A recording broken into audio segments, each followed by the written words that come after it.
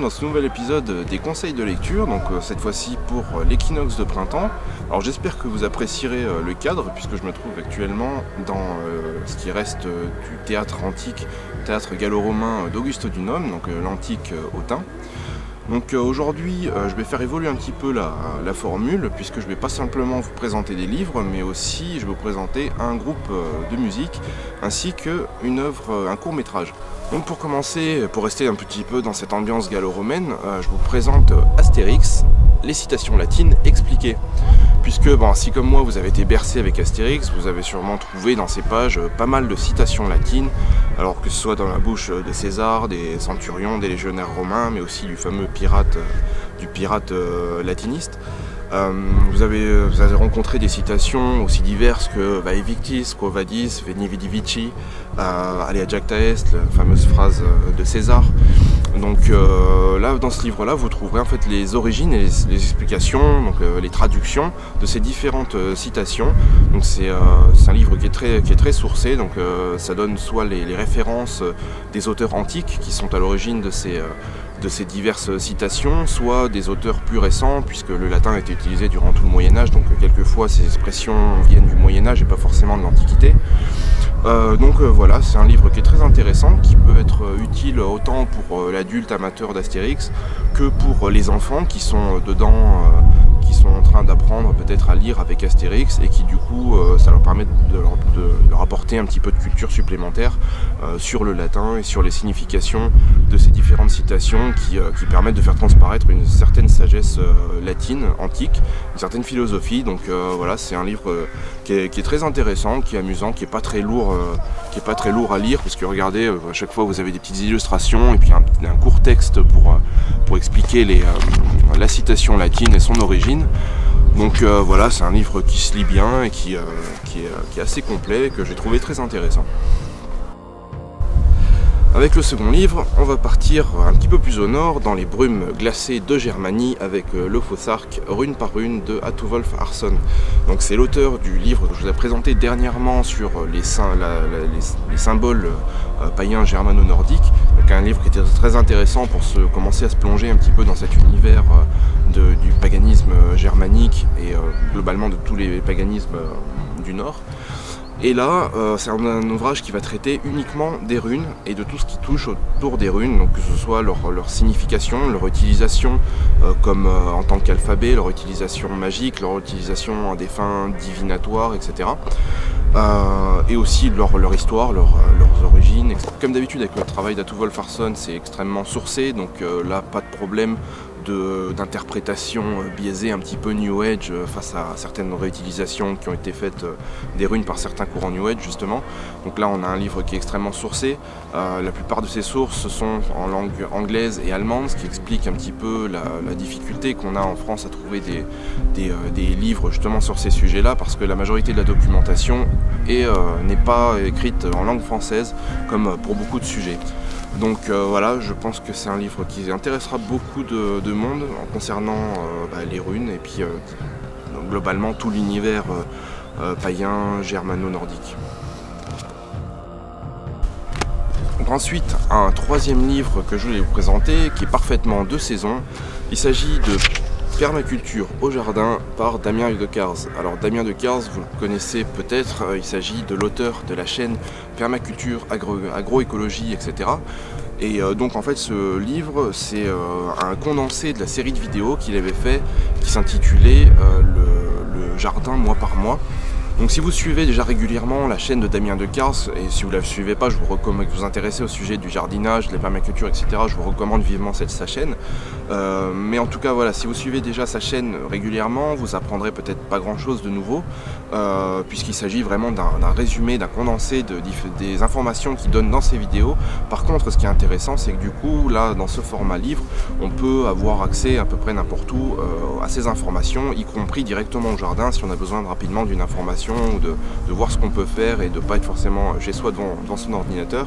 On prend le livre, on va au jardin et puis on voit ce qu'on peut faire. Est-ce qu'on peut faire un purin? Est-ce qu'on peut commencer à faire des semis? Quelles plantes on peut ramasser pour consommer? Quelles plantes on peut ramasser pour faire un purin d'herbe ou pour enrichir son potager?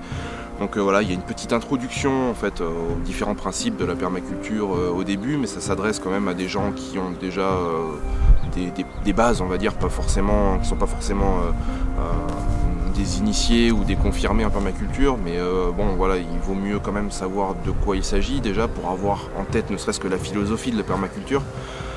Donc voilà, c'est un livre que je vous recommande vivement. Si vous voulez réussir une belle saison, c'est un livre qui sera très intéressant pour vous. Donc le livre de Damien Descartes est très richement illustré, vous pouvez le voir, avec des belles photos qu'il a prises lui-même. Alors ce qui est bien avec son approche de la permaculture, alors parce que c'est vrai qu'il existe de très nombreux auteurs qui parlent de ces sujets-là. Cependant, ce que j'aime vraiment bien avec lui, c'est que c'est déjà son état d'esprit, sa façon de parler des techniques qu'il utilise sans forcément les imposer, et surtout le fait que toutes les techniques dont il parle, il les a expérimentées lui-même. Donc voilà, c'est vraiment quelqu'un qui sait vraiment de quoi il parle et qui propose des solutions vraiment dans un très très bon esprit et qui sont souvent efficaces et pertinentes. Donc voilà.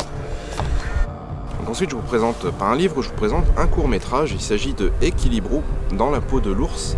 Donc il s'agit d'un court-métrage qui a été réalisé par un collectif qui s'appelle les Amis de l'IFCAM et qui ont en fait été tournés ce court-métrage sur pas mal de temps dans les Carpates roumaines. Donc il ne s'agit pas vraiment d'un documentaire au sens habituel du terme, c'est plus un reportage avec des très très belles images qui sont commentées par un texte très poétique qui est dicté et qui permet en fait de s'interroger tout simplement sur les différentes facettes des relations entre les hommes et les animaux, alors que ce soit dans un contexte un petit peu urbain ou alors dans un contexte purement rural avec justement cette relation entre les grands prédateurs sauvages et les éleveurs qui sont encore très nombreux en Roumanie et qui semblent sortir du siècle dernier. Donc on suit par exemple pendant un petit moment un vieil éleveur qui emmène faire paître ses moutons dans la montagne et donc ça permet de s'interroger en fait justement sur ces relations un petit peu ancestrales entre les grands prédateurs et l'homme et cet équilibre qui tend à s'instaurer dans ces régions qui sont encore extrêmement rurales et qui ont un mode de vie encore assez archaïque.